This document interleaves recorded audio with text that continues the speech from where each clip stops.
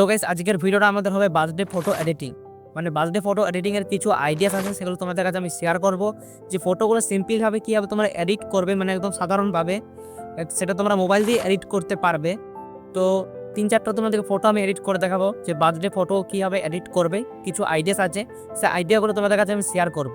তো গাইস এরকমই ভিডিও পাওয়ার জন্য তোমরা কিন্তু চ্যানেলটাকে সাবস্ক্রাইব করে দেবে, আর পাশে যে বেল নোটিফিকেশন আছে ওটা বাজিয়ে দিয়ে অল অপশনে সেট করে দেবে এরকম ইন্টারেস্টিং ভিডিও পাওয়ার জন্য। তো চলো গাইস ভিডিওটা শুরু করা যাক। তো গাইস আমরা পিকচারে চলে এসেছি, এখান থেকে আমরা একটা হোয়াইট ব্যাকগ্রাউন্ড নিয়ে নেওয়ার পর ক্রপ অপশন এখানে ক্লিক করব। ক্লিক করার পর এখানে ফ্রেম রেট সিলেক্ট করেছি 3.4। এরপর এখান থেকে আমরা একটা ইফেক্ট অ্যাড করব, স্প্ল্যাশ ইফেক্ট ব্ল্যাক। তো লিখে দেওয়ার পর প্রথমে যে আমাদের ইফেক্ট আছে সেই ইফেক্টটা এখানে আমি অ্যাড করলাম।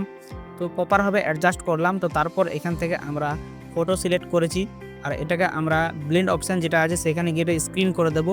তো প্রপারভাবে অ্যাডজাস্ট করার পর এখান থেকে আমরা স্ক্রিন করে নিলাম। এরপর সেম ফটো আমি এখানে অ্যাড করে নেব। এরপর ব্যাকগ্রাউন্ড রিমুভ করব। রিমুভ করার পর এটাকে জাস্ট আমি বড় করে অ্যাডজাস্ট করে নেব। তারপর এখান থেকে আমি এখান থেকে টেক্সট অ্যাড করব। তার আগে এটাকে ভালো করে অ্যাডজাস্ট করার পর এখান থেকে আমরা শ্যাডো অ্যাড করে নিব। তো শ্যাডো লিখে সার্চ করলাম, এখান থেকে প্রথমে একটা ব্ল্যাক শ্যাডো অ্যাড করে নেব। তো এই যে শ্যাডোটা আছে এটা ভালো করে অ্যাডজাস্ট করব। তো প্রথমে জাস্ট এটাকে প্রপারভাবে অ্যাডজাস্ট করতে হবে। তো তারপর এখান থেকে আমরা আবার স্টিকার অপশানে যাব, এখান থেকে সার্চ করব বার্থডে টেক্সট। তো বার্থডে টেক্সট লেখার পর আমরা এখান থেকে জাস্ট অনেকগুলো টেক্সট দেখতে পাবে তোমরা। তো এখান থেকে যে কোনো একটা আমি সিলেক্ট করে নিয়েছি, এইভাবে প্রপারভাবে এখানে অ্যাডজাস্ট করে নেব। তো এখানে আমি একটা টেক্সট অ্যাড করে নিয়েছি, আবার এখানে বার্থডে টেক্সট আমি অ্যাড করব।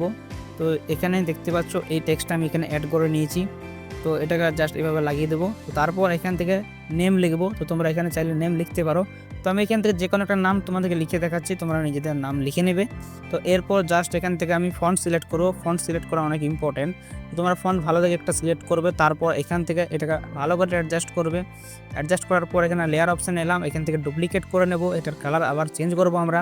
তো এখান থেকে জাস্ট আমরা অন্য কালার একটা সিলেক্ট করব, ভালো করে এটা অ্যাডজাস্ট করে নেব। তো অ্যাডজাস্ট করার পর এখান থেকে এটাকে রাইট ক্লিক করে দেবো। তো এরপর আমরা তোমাদেরকে আরেকটা ফটো এডিটিং করে দেখাবো। তো গাইস আমরা আবার পিকচার অপশানে চলে এসেছি, আর এখান থেকে হোয়াইট ব্যাকগ্রাউন্ড আবার সিলেক্ট করে নিলাম। তো এরপর 3.4 একই আমরা ফ্রেম রেট এখানে সিলেক্ট করে নেব। করার পর রাইট ক্লিক করলাম, এখানে ইফেক্টস অপশানে আসার পর এখানে জাস্ট একটা ভালো দেখে এফেক্টস আমরা অ্যাড করব। তো জাস্ট তোমরা দেখে নাও আমি কি এফেক্ট অ্যাড করলাম। তো এরপর অ্যাড ফটো অপশানে এসে এখান থেকে এটা রিমুভ ব্যাকগ্রাউন্ড করে নেব। তো তারপর এটাকে প্রপারভাবে অ্যাডজাস্ট করে সাইডে লাগাবো এইভাবে।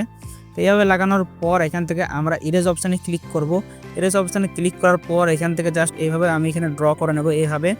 তো এইভাবে ড্র করার পর এখান থেকে আবার আমরা এরকমই কিছু 4টা ফটো এখান থেকে অ্যাড করব, ঠিক আছে। তো 4টা ফটো এখানে অ্যাড করেছি। অ্যাড করার পর জাস্ট এটাকে আমি ফ্রেম রেট যেটা এটার ফ্রেমটা থাকবে সেটা এখানে পোর্ট্রেট ফ্রেম আমি সিলেক্ট করেছি। তো সব একই তোমরা ফ্রেমগুলো সিলেক্ট করে নেবে। আর এরপর এইভাবেই জাস্ট এইভাবেই সিলেক্ট করার পর বর্ডার অপশান আসবে। তো আসার পর বর্ডারের যে অ্যামাউন্ট থাকবে সেটা 40 এরকম কাছাকাছি রেখে দেবে। তো বাকি ফটোগুলো সেম আমি এরকমভাবে অ্যাডজাস্ট করে নেব। তো প্রত্যেকটা ফটো এইভাবে অ্যাডজাস্ট করার পর এখান থেকে আমরা স্টিকার অপশান আসবো, এখানে ক্যালেন্ডার লিখবো।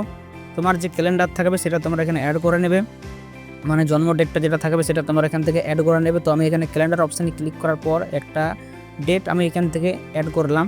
তো অ্যাড করার পর এখান থেকে জাস্ট আমরা আবার স্টিকার অপশানে ক্লিক করব। তো স্টিকার অপশানে ক্লিক করার পর এখান থেকে জাস্ট আমরা এবার এখানে সার্চ করবো হার্ট, ঠিক আছে।